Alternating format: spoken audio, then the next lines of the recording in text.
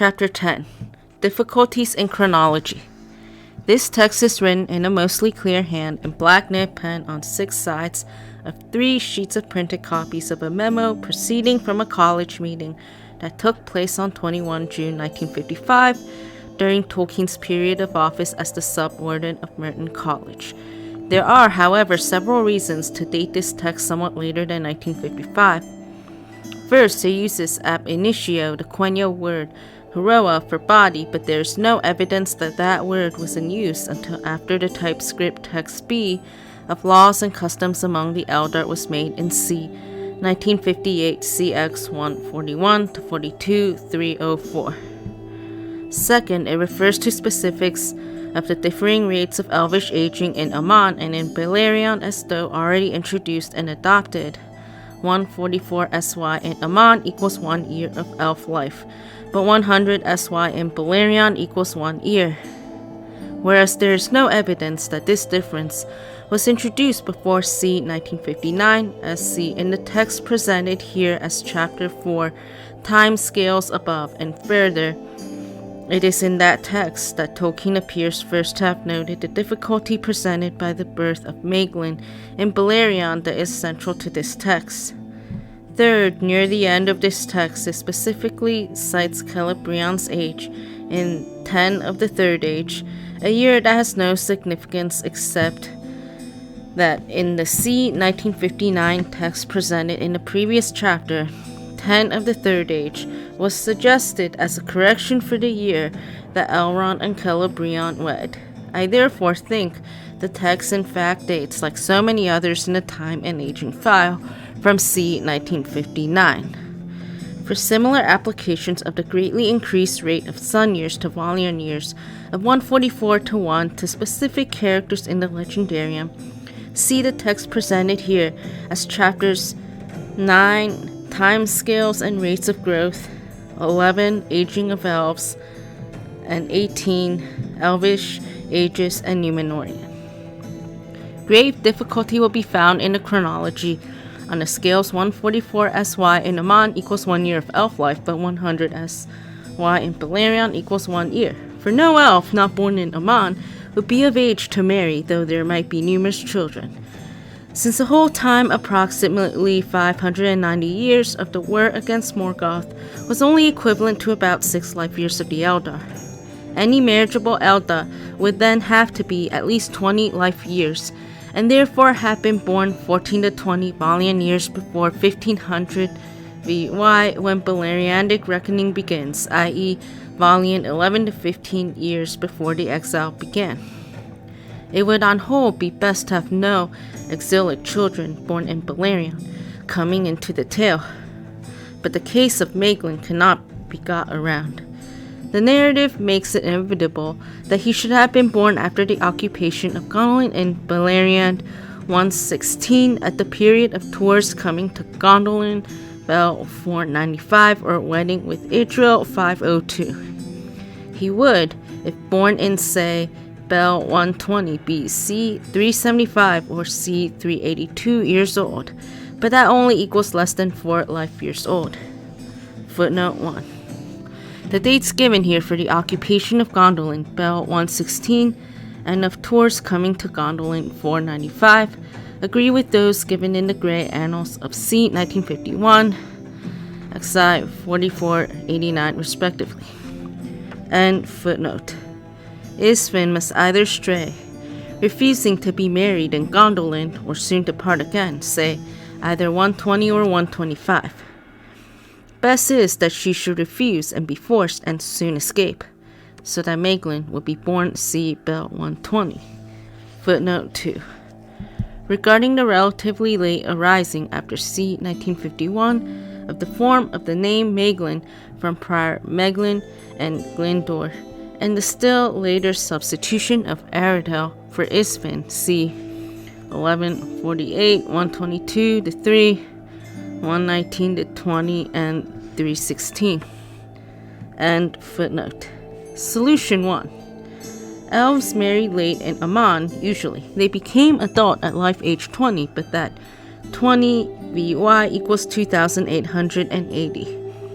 But they remained very young and vigorous and youthful in mind and interest, so that often they did not wed until they were 200 life years old, or nearly that. As c. when 28,800 sun years old. 2.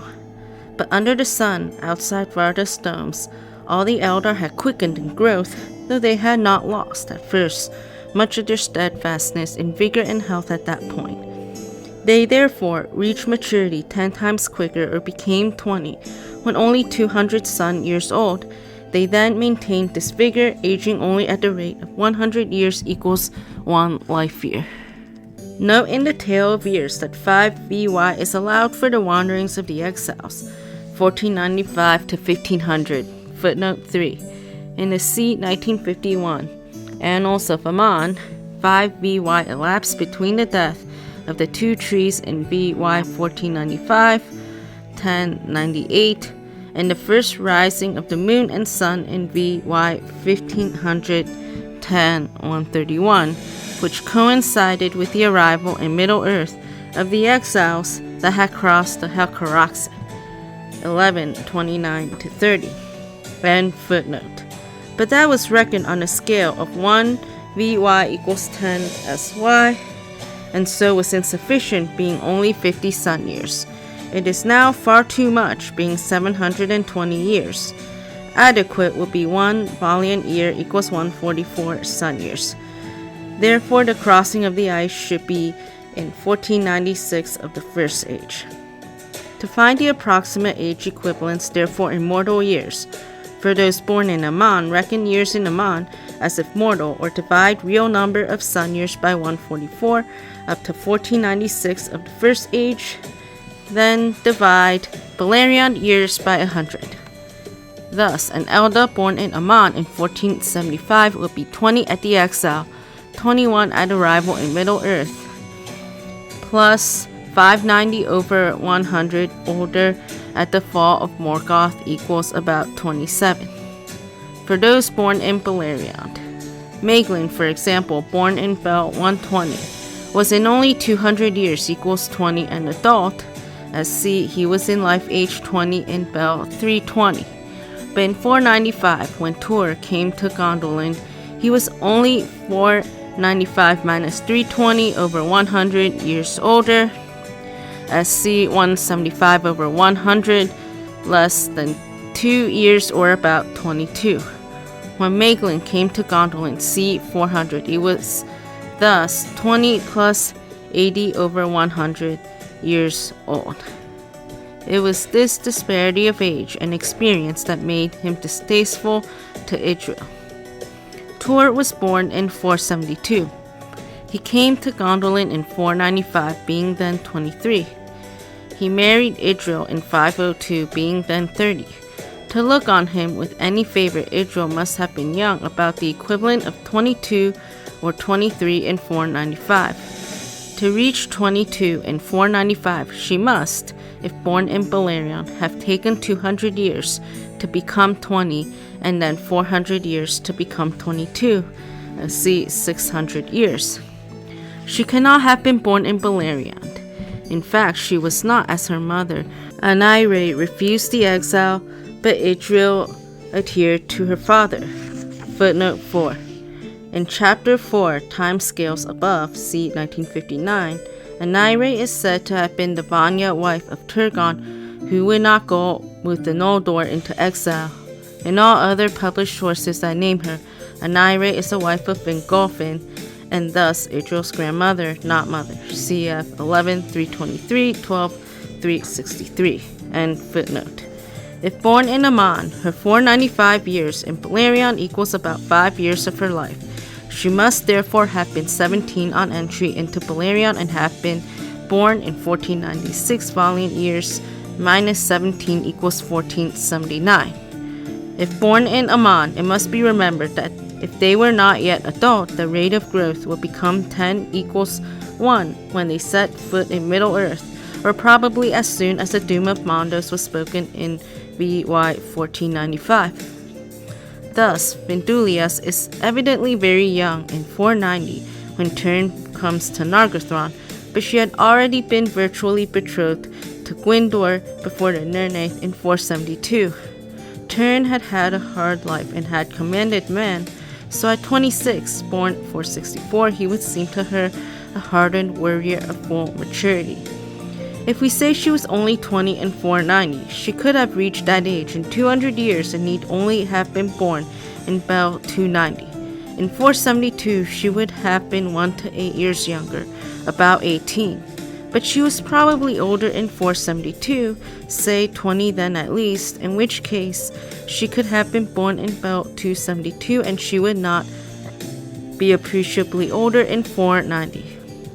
But she could have been born in Amman in, say, 1486, being 9 at the exile, 10 on entry to Beleriand. She would then need 100 years to become 20 in Bel 100. In 490, she would be nearly 24. A better solution is 3. The rate of growth of those born in Beleriand was 10 equals 1. But of those born in Amman, it was 50 equals 1 in Beleriand. Footnote 5. As first written, the text from in Amman was 50 to 1, continued thus in early years after leaving Valinor, as see 50 years from 1495 equals 1 year of life. Thus Findulias, cleaving to her father and brother, was the youngest exile, being only 12 in 1495. She then needed 8 years of life to become 20, that is. These lines were then all struck out in the act of writing and replaced with in Beleriand. And footnote. They began to increase as soon as they left Valinor. Footnote 6. As originally written, the rate began to increase for the exiles as soon as they left the light of the trees. And footnote. Say after the doom of Mondos. The Valian years spent in reaching Beleriand via the ice aged all the exiles about 2 years. It took 144 sun years equals 72. Footnote 7. I take this to mean that while crossing the ice, the elvish rate of aging had increased from 144 to 1 in Amman to 72 equals 1, thus adding 2 life years in the 144 sun years it took to cross the ice. Upon arriving in Middle-earth, this rate increased again to 50 equals 1. End footnote.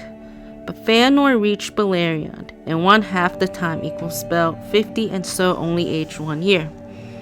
As soon as they reached Beleriand, the rate quickened to 50 equals 1. Thus, Findulias, 12 in 1495, was 13 at 1496 and needed 7 years to become 20.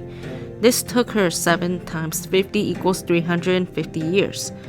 She was therefore 20 in Bel 350. In Bel 472, she was however only 122 sun years older, only just over 21, and in 490 only 140 sun years older, nearly 21 and a half. Footnote 8. If the rate in Beleriand was 50 to 1, and the 122 years in Beleriand lived after reaching 20 in Bel 350, she should have aged in Bel 472 nearly 2.5 life years and been 22.5. Similarly, in 490, she should have aged a further half life year and been 23. I cannot explain this discrepancy. End footnote.